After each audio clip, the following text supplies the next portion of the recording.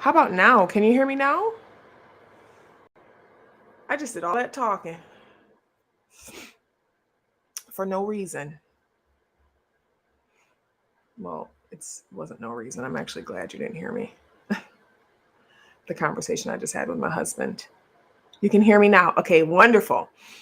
All right. So, what I want to talk about today is I just want to touch on a conversation that I had with a friend of mine earlier this morning. And specifically, this is for parents, not just for parents, but especially for parents who may have children who are at that age where they're starting to become adults or even before they have actually become adults. And can be difficult for us to watch them make mistakes.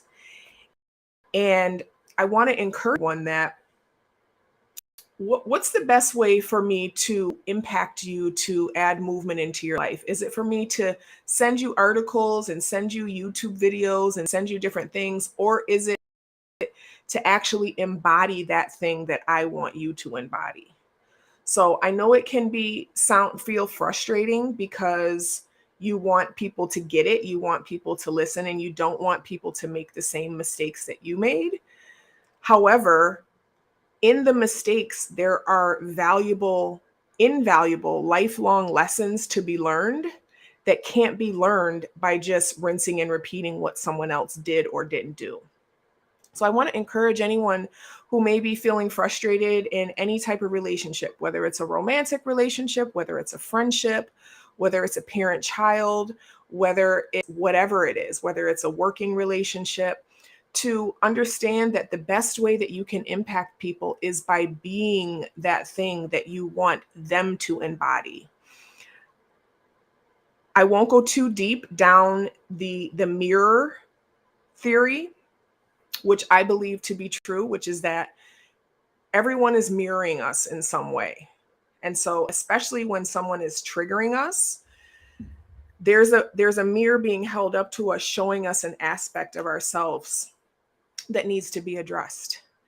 And this is not to say that you're responsible for other people's behavior, or what you're doing is directly the reason why someone else is doing something, but it is to say that we should be navigating life with compassion, and we should be navigating life with humility, and understand that the lessons that we had to learn and the hardships that we had to experience were for us.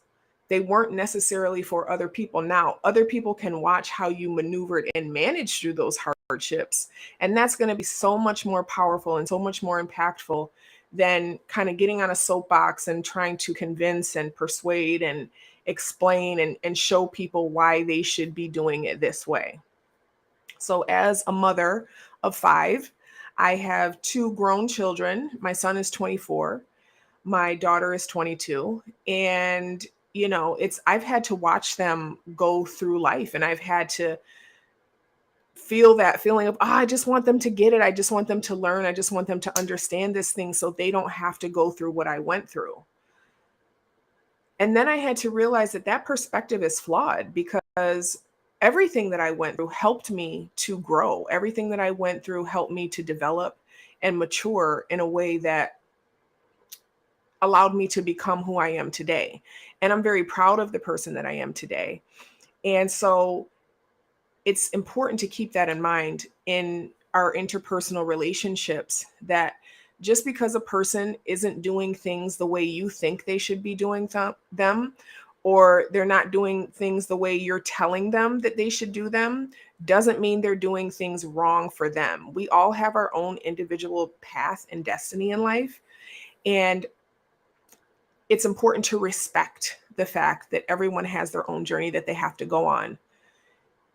We didn't learn the things that we know overnight. We had to go through life. We had to experience the trial and error. We had to experience the loss. We had to experience the consequences. That is how human beings learn. They experience consequences, and then next time they say, oh, I remember last time that was a consequence. Let me make a different decision. Or they may choose, I remember that consequence. That wasn't so bad. I'm going to keep doing this.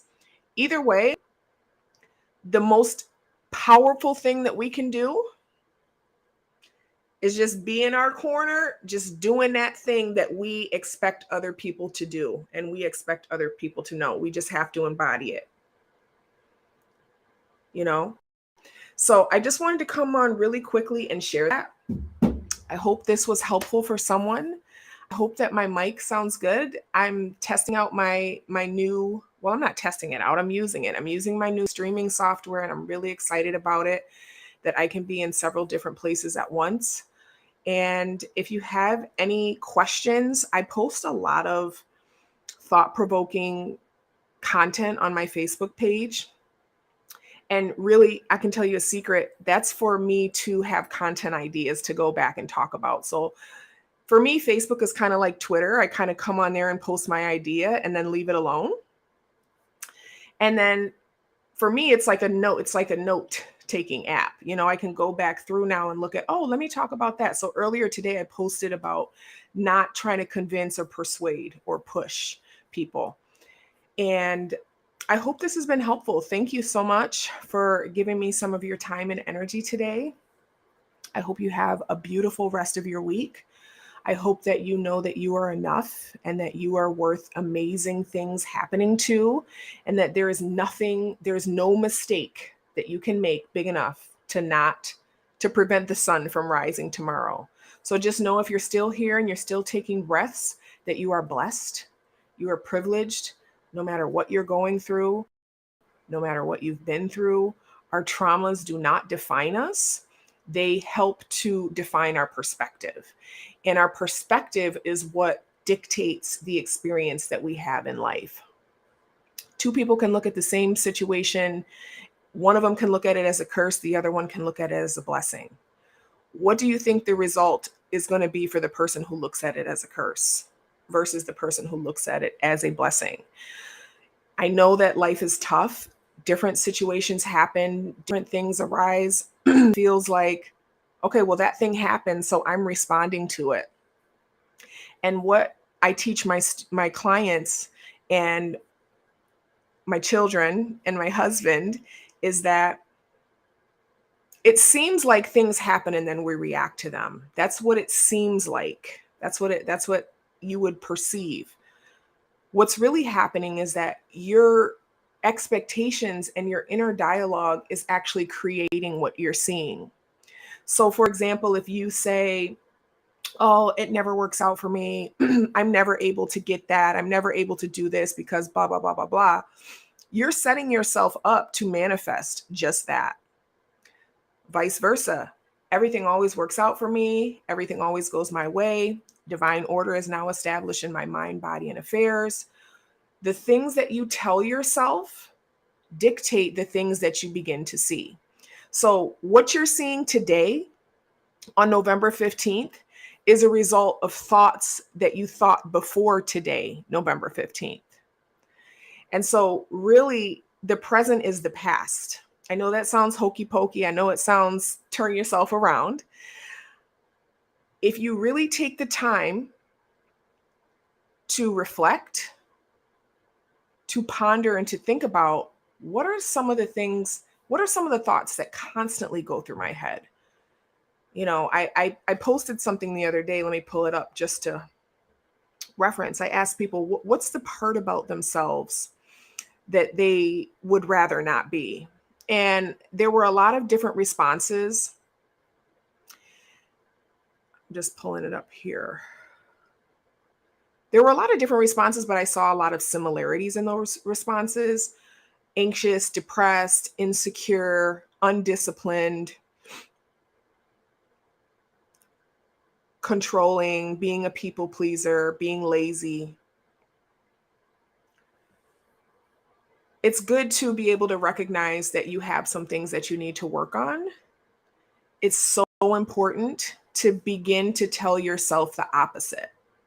So for someone who says, I'm lazy, I'm insecure, and I'm anxious, a reframe for that would be, I love getting more and more done every day. I love all the energy that I have. I love the motivation that I have. I love feeling confident. I love feeling that I bring value to the world. I love being secure. I love feeling calm. right? So take those things that you feel that you actually tell yourself and speak to yourself and reframe them. So a reframe for controlling is to say, I love being able to just let things flow. I love being able to trust that when I release things to God, that God does the heavy lifting.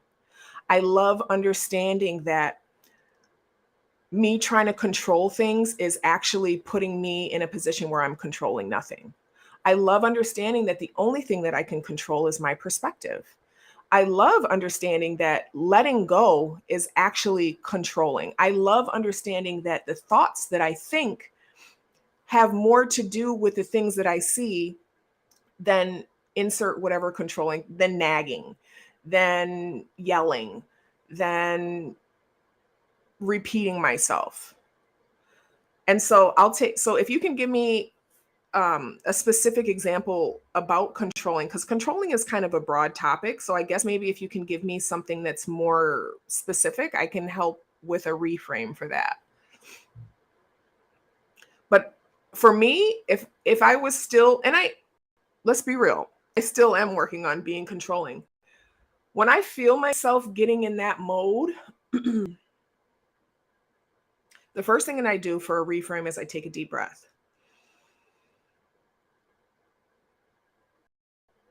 I hold it at the top.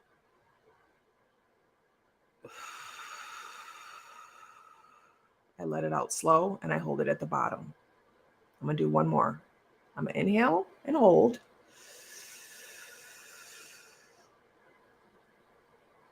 The hold is important. And then I'm going to exhale and hold.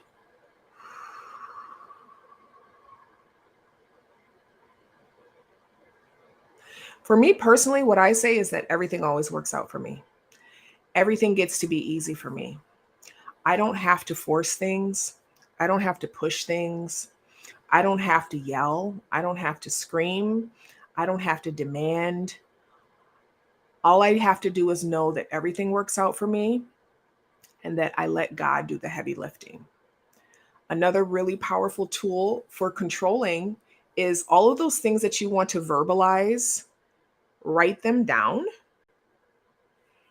and ask God, literally write down, God, please help me to let these things go. I understand that by trying to control more, the less control I have.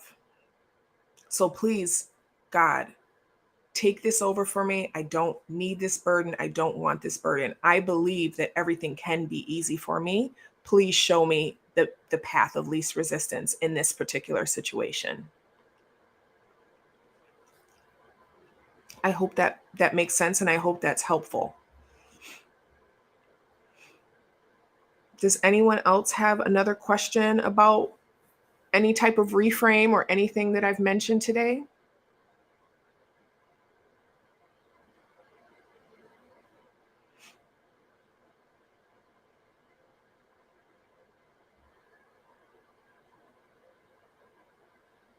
All right.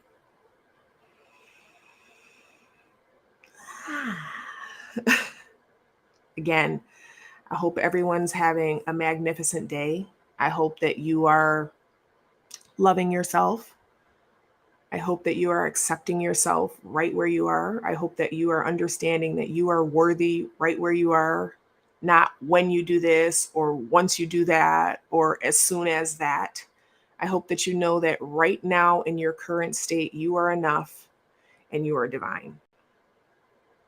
Have an amazing day, and I'll talk to you soon.